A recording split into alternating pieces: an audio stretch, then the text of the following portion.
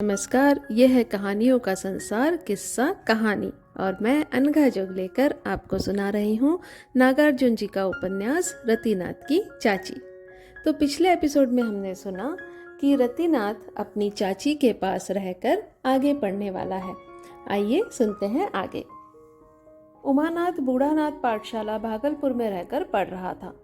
इससे पहले कुछ दिन वह अपने मामा के पास मोतीहारी में रहा। बुद्धिमंद होने के कारण अपने पाठ उसे कभी याद नहीं हुए। हिसाब में जोड़ना जैसे तैसे उसको आ गया, लेकिन गुणा और भाग दिमाग में घुसता ही नहीं था। घर से आया हुआ घी पिघलाते समय उमानाथ की असावधानी से कढ़ाई ही उलट गई। सारा घी, राख और चूल्हे की गर्म मिट्टी पी गई। मामा ने भांजे को इस अपराध के लिए तमाचे लगाए, तो भागकर वह भागलपुर चला गया और अपने एक साथी के पास 5 साल से वहीं है। प्रथमा में पिछले साल फेल हुआ था, इस साल पास होने की संभावना है। गीता भाषा टीका बाँचकर सुनाने से एक मारवाड़ी सीधा सामान देता है। रोज मॉलिश करवाकर पंडित जी कहीं से 2 रुपया मासिक और दिलवा देते हैं। वह घर बहुत कम आता है। एक बार रत्ती से भी उमानाथ ने कहा था भागलपुर चलने के लिए, परंतु रत्ती ने जवाब दिया, मध्यमा तक तो गांव में ही पढ़ा जा सकता है भैया, फिर कहीं क्यों ले जाओगे। रत्ती का कहना यथार्थ था। पंडितों के इस गांव में छोटी बड़ी 2 पाठशालाएं थीं। एक लोअर प्राइमरी स्कूल था। छोटी पाठशाला के अध्यापक का नाम था पंडित योगानंद ठाकुर, व्याकरणाचार्य। प्राइमरी स्कूल के मास्टर थे जय वल्लभ लाल दास। वे पुराने थे। हमेशा एक खजूर की छड़ी उनके पास पड़ी रहती थी। लड़कों को पीटते भी खूब थे और पढ़ाते भी खूब थे। बड़ी पाठशाला का नाम था श्री तारिणी संस्कृत टोल, शुभंकरपुर। यह चटसाल बहुत पुरानी थी। बिहार जब बंगाल सरकार की मातहत था, तब संस्कृत पाठशालाएं टोल कहलाती थी। वही पुराना नाम अब तक इस पाठशाला का चला आ रहा था। पंडित भी इसके बहुत ही वृद्ध थे। नाम था बबुअन मिश्र। व्याकरण और धर्मशास्त्र में आप बड़े ही निष्पाण थे। दूर दूर से लोग पतिया प्रायश्चित लिखाने आते। आसपास के इलाकों में धार्मिक बातों को लेकर जब वाद विवाद उपस्थित होते, तो फैसला आप पर ही निर्भर करता। मिश्र जी के पास बड़ी उम्र के छात्र ही पढ़ा करते। जयनाथ को अब यही महत्वाकांक्षा थी कि लड़का पढ़ लिख कर अच्छा पंडित बने। रतिनाथ था भी पढ़ने में खूब तेज। अपने साथियों में हमेशा वह 20 ही रहा। उसका मन था हिंदी अंग्रेजी पढ़ने का, मगर जयनाथ मास्टर को फीस देने में बराबर आनाकानी करते। लोअर प्राइमरी का इम्तिहान देकर पिछले साल रत्ती आया तो अपर प्राइमरी की किताबें बाप से मांगी। इधर उधर टोह लेकर जयनाथ को जब पता चला कि 4-5 रुपए सिर्फ किताबों में ही लग जाएंगे, तो तय किया, नहीं, अभी नहीं, यह नहीं हो सकता। प्रातः स्मरणीय नील माधव उपाध्याय का वंशधर म्लेच्छ भाषा पढ़ेगा। उस दिन धरती उलट जाएगी और आसमान से अंगारे बरसने लगेंगे। वकील बैरिस्टर बनकर प्याज, लहसुन और अंडा नहीं खाना है रत्ती को। उसे तो अपने पूर्वजों की कीर्ति रक्षा करनी है। बस एक फटाकटा अमरकोप कहीं से उठा लाए और बेटे के हाथ में उसे थमाते हुए कहा, क्या करना है अंग्रेजी पढ़कर, तिस्त्रान बनना है। लो यह अमरकोश। जिस दिन यह कंठस्थ हो जाएगा, उस दिन तीनों लोग तुम्हारे लिए हस्तामलक हो जाएंगे। क्या समझते हो, मैंने ज्यादा पढ़ा है? नहीं नहीं बेटा, यही अमरकोश, थोड़ी लघु सिद्धांत कौमुदी, वन, फिर भी देखो लोग मुझे पंडित कहते हैं। सिर से पैर तक रतिनाथ ने अपने पिता को देखा और फटा हुआ अमरकोश ले लिया। मन ही मन उसे बहुत अफसोस हुआ कि प्राइमरी स्कूल के पुराने साथियों से बिछुड़ना पड़ेगा। जयनाथ बोले, 2 पन्ने इसमें नहीं हैं, सो मैं पाठशाला जाकर किसी से लिखवा दूंगा। 1 दुअन्नी लगेगी जिल्द में। कोई बाजार जाएगा तो वह इसे लेता जाएगा और बंधवा लाएगा। और हाँ, विद्यारंभे गुरु श्रेष्ठ, मतलब यह कि बृहस्पतिवार को विद्या का आरंभ करना अच्छा है। आज कौन सा दिन है? शनिचर, रत्ती बोला। जयनाथ ने उंगली पर हिसाब लगाकर कहा, शनि 1, रवि 2, सोम 3, मंगल 4, बुध 5 और बृहस्पति 6।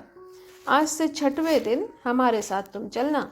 योगानंद ठाकुर की पाठशाला में जय गणेश करके अमरकोश आरंभ कर देना। सिर झुकाकर रतिनाथ ने पिता का आदेश मंजूर किया, परंतु हृदय उसका रो रहा था। रत्ती अपने बाप से बहुत डरता था। जरा जरा सी बात पर जयनाथ उसे पीटते थे। पिटाई में वह इस बात का ख्याल नहीं रखते कि 10-11 साल का बच्चा है, कोमल शरीर और लचीली हड्डियों में चोट ज्यादा लगती होगी। छड़ी, कलछी, चैला, लोढ़ी जो भी हाथ में पड़ जाता उसी से उसे पीटने लगते। कभी कभी खंबे में कसकर बांध देते। एक दफा गर्दन पकड़कर ऊपर उठा लिया और धरती पर पटक दिया। यह घोर दंड उसे किन अपराधों के कारण सहने पड़ते? बहुत ही मामूली अपराध हुआ करते। खाते समय जमीन पर जरा सा पानी गिर गया, थाली में थोड़ी दाल बाकी रह गई, पैसा या अठन्नी चुरा ली, तालाब में नहाने गए तो हाथ पैर पटक कर जरा तैर लेना चाहा, पेड़ पर चढ़कर अमरूद खाते समय नाखून भर खरोच लग गई, लुक छिप कर कहीं तमाशा देखने निकल गए। इसी किस्म के अपराध हुआ करते थे।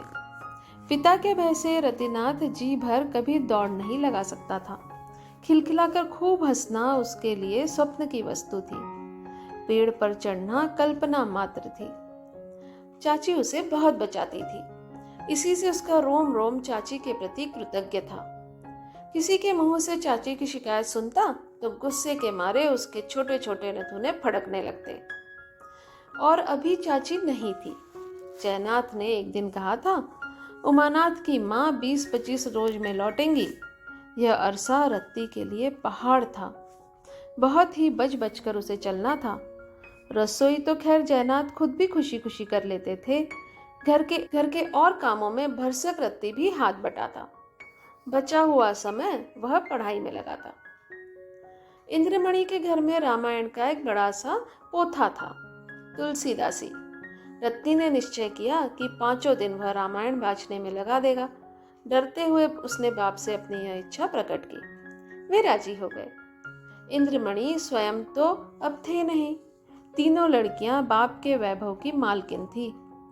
चौथी लड़की, चूंकि बिकौआ की औरत नहीं थी, ससुराल में ही रहती थी। उसका पति धनी था। ससुर की जायदाद में हिस्सा बटाने की उस भले आदमी की कभी इच्छा नहीं हुई। ये तीनों लड़कियां भी एक दूसरे से अलग हो गई थी।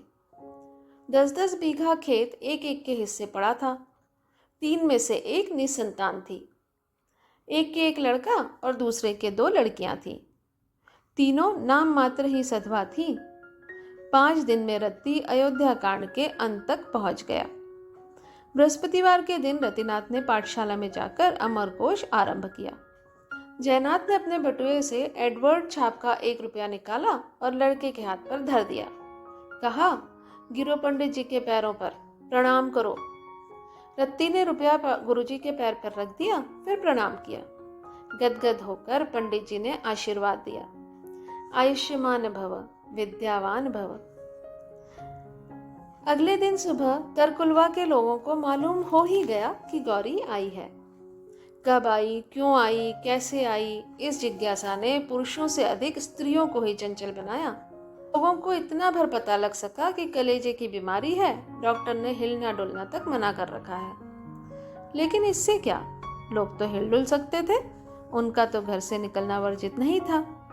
आहिस्ता आहिस्ता 1-1, 2-2 करके टोला पड़ोस की औरतें जय किशोर बाबू के आंगन में आने लगी। गौरी की माँ ने अपने दिल को काफी मजबूत बना लिया था। कोई आए कोई देखे, मेरी लड़की किसी का गला काट कर नहीं आई है। गौरी भाई के खाली पलंग पर लेटी पड़ी थी। दूर के रिश्ते की 2 भाभियां बिल्कुल करीब आ गई और गौर से घूरते हुए पूछा, लल्ली आखिर क्या है, हो गया है तुम्हें? चेहरा पीला पड़ गया है, बदन पर खून का नाम नहीं है, नाखून सफेद पड़ गए हैं। यह क्या हो गया है तुम्हें? गौरी कुछ बोली नहीं। मन ही मन अपनी स्त्री जाति पर उसे क्रोध हुआ। ओ अभागी औरतों, मुझे क्या हो गया है, यह तुम भली भांति जानती हो। तुम्हें रत्ती रत्ती पता है कि इस तरह का चेहरा एक स्त्री का कब होता है। इस तरह की झेप, इस तरह का संकोच किसी विधवा की मूर्खाकृति पर कब छाया रहता है, यह भी तुम भली भांति जानती हो। फिर क्यों मेरा दिमाग चाटने आई हो? तुम्हें जिसका खटका है उसी दुर्भाग्य की मैं शिकार हूँ। मेरी नियति के साथ क्यों मुखौल करने आई हो? तो आज इतना ही, आगे जानेंगे अगले एपिसोड में। नमस्कार।